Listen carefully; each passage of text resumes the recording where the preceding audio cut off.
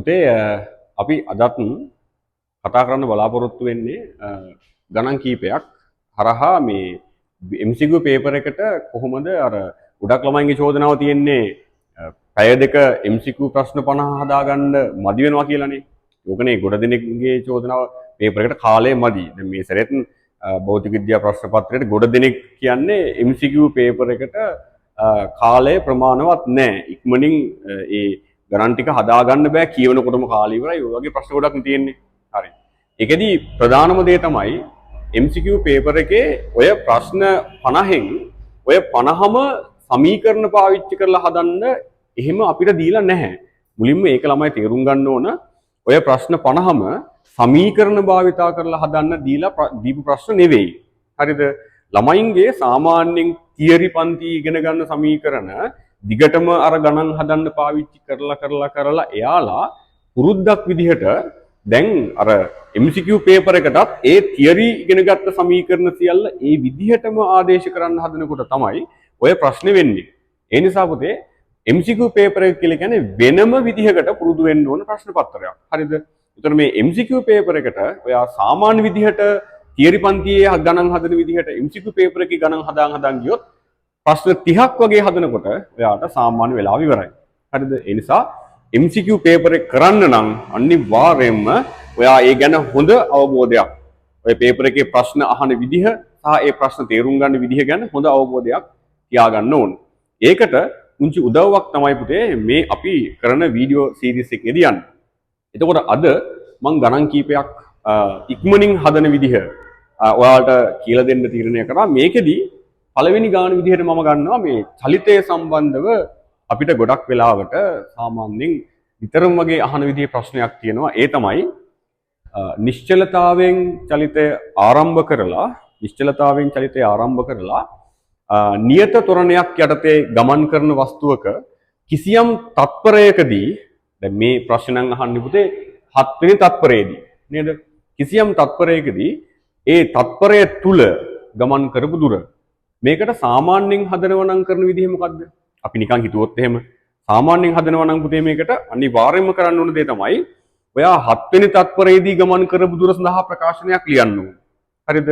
ඊට පස්සේ 6 වෙනි තත්පරයේදී ගමන් කරපු දුර සඳහා ප්‍රකාශනයක් ලියන්න ඕන. විස්ථාපන සඳහා ප්‍රකාශනයක් ලියන්න ඕන.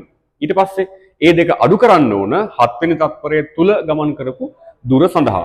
හැබැයි අපිට මෙන්න මේ වගේ පුංචි සම්බන්ධයක් ඔය වගේ ගණන් වලට පුරුදු වෙන්න පුළුවන් නම් කලින්. හැබැයි මේක මේ විභාගයට කලින් පුරුදු වෙන්න ඕන. හරිද? විභාගයේ වෙලාවෙ ගිහිල්ලා එකපාර හදන්න බෑ.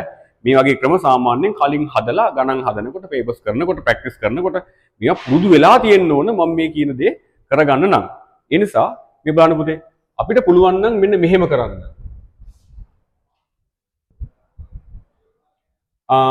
අපිට පුළුවන් නම් දැන් හිතන්න දැන් මම මේ කියන්නේ සාමාන්‍යයෙන් නිශ්චලතාවයෙන් පටන් අරගෙන හරිද නියත ත්වරණයකින් නිශ්චලතාවයෙන් පටන් අරන් නියත ත්වරණයකින් ගමන් කරන වස්තුන් ගැන මම මේ කතා කරන්නේ. හරිද?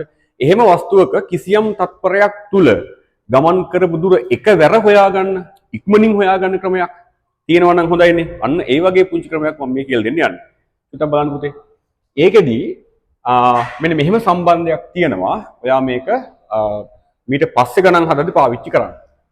පුතේ මතක තියාගන්න ඕන දේ තමයි නිශ්චලතාවයෙන් පටන් අරගෙන ගමන් කරන වස්තුවක පළවෙනි තත්පරය තුල ගමන් කරන දුර නැත්නම් විස්ථාපනය එයාගේ ත්වරණයේ විශාලත්වයෙන් භාගයක්. හරිද? ත්වරණයේ විශාලත්වයෙන් භාගයක්. ඒක ඉතින් කටපාඩමේ තියාගන්න ඕනෙත් නැහැ. ගණන් හදද්දී කාලයක් යනකොට ඕක නිකම්ම අපේ ඔළුවට යනවා. හරිද? ත්වරණයේ විශාලත්වයෙන් භාගයක්. ඒක ඕනේ නම් චලිත සමීකරණයකට දාලා හදලා බලන්නත් පුළුවන්. ඉතින් තේරුමක් නැහැනේ. ඔයාට ඕනනම් අපි S සමානයි ut දන භාගයක් at වර්ගයේ සමීකරණේ ut පදයේ බිඳුවයිනේ. මොකද ආරම්භයේ නිශ්චලතාවය නිසා භාගයක් at වර්ගය. හරි? මෙන්න මේ සමීකරණයට ආදේශ කරොත් ඔයාට තේරෙයි පළවෙනි තත්පරය තුල ගමන් කරන දුර නැත්නම් පළවෙනි තත්පරයේදී විස්ථාපනය කියලා කියන්නේ පළවෙනි තත්පරය තුලනේ පුතේ t කියන එක එකයි නේද? එතකොට a කියන්නේ ත්වරණයේ අගේ මෙතෙන්ට ආදේශ කරොත් එහෙම මේකෙදි අපිට හම්බ වෙනවා පුතේ s සමානයි භාගයක් A. කාලය එකයිනේ පුතේ. ඒ කියන්නේ පළවෙනි තත්පරය තුල විස්ථාපනය කියන්නේ පළවෙනි තත්පරය තුල විස්ථාපනය කියලා කියන්නේ ත්වරණයෙන් භාගයක්. ත්වරණයේ විශාලත්වයෙන් භාගයක්. හරිද? ඉතින් මෙන්න මේ සම්බන්ධය ඔයා කලින් ඉගෙනගෙන තියෙනවා නම් ඔයා දන්නවා නම් මම මේ කියන දෙයට ඔයාට බොහොම ලේසියෙන් වැඩේ කොට දා ගන්න පුළුවන්. මේ බලන්න. ඒකෙදි වෙන්නේ පළවෙනි තත්පරය තුල ගමන් කරන විස්ථාපනය S නම් දැන් ත්වරණයෙන් භාගයක් කියන කතාව හරි. හරිද? මම මේ ඕනම එකට පොදු සම්බන්ධයක් තමයි කියන්නේ. එතකොට පළවෙනි තත්පරය තුල ගමන් කරන විස්ථාපනය S නම් හරිද? දෙවෙනි තත්පරය තුල ගමන් කරන විස්ථාපනය පුතේ ඒ වගේ තුන් ගුණයක් 3ක් S. හරිද? ඊට පස්සේ එක ඒ වගේ 5 ගුණයක් 5ක් S. හරි. මේක අර ඔත්තේ රටාවකට තමයි යන්නේ. 1 3 5 7 ඔන්න ඔය විදිහට. 7ක් S. හරිද? මේ විදිහේ රටාවක් තියෙනවා ඕනෑම තත්පරයක් තුල ගමන් කරපු දුර සඳහා. හරිද පුතේ? එතකොට මේ බලන්නකෝ. පළවෙනි තත්පරය තුල ගමන් කරපු දුර නැත්නම් විස්ථාපනයේ S ඊගව තත්පරය තුල හරිද? ගමන් කරපු විස්ථාපනයේ 3ක් S. ඊගව එක 5ක් S 7ක් S. ওই විදිහට ලියාගෙන ගියොත් එහෙම අපෙන් දැන් අහන්නේ 7 වෙනි තත්පරය තුලනේ පුතේ නේද? 7 වෙනි තත්පරය තුල ගමන් කරපු දුර නැත්නම් විස්ථාපනය කියන එක අපිට හදා ගන්න පුළුවන්. ඕනේ නම් මේක ලියාගෙන යන්න පුළුවන්. නැත්නම් කාට හරි එකවරම මේ රටාව අනුව 7 වෙනි කෙනා කවුද කියලා හදලා ගන්නත් පුළුවන්.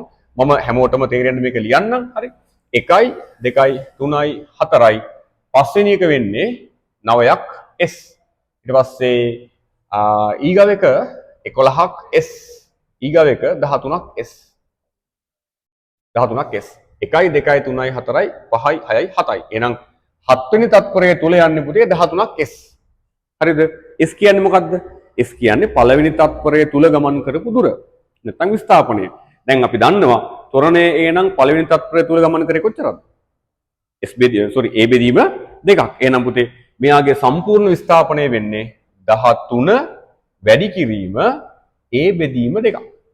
කතාව හරි. ඒ කියන්නේ 13යි A බෙදීම 2ක් 13යි A බෙදීම 2ක් උත්තරේ වෙන්නේ 6.5යි A. හරිද පුතේ? එතකොට ඔයාලට පේනවා මේ ක්‍රමය චුට්ටක් අපි පුරුදු වුණොත් මාරම ලේසි ඔය වගේ ගාණක් හදන්න බොහොම ලේසියෙන් හදා ගන්න පුළුවන්. ඉතින් මේ වගේ ක්‍රම ගොඩක් ගණන් වලට අපිට තියෙනවා. ඉතින් ඒක මේ කටපාඩම් කරන එකක් නෙවෙයි. කටපාඩම් කරන්න නෙවෙයි මං කියන්නේ හරිද?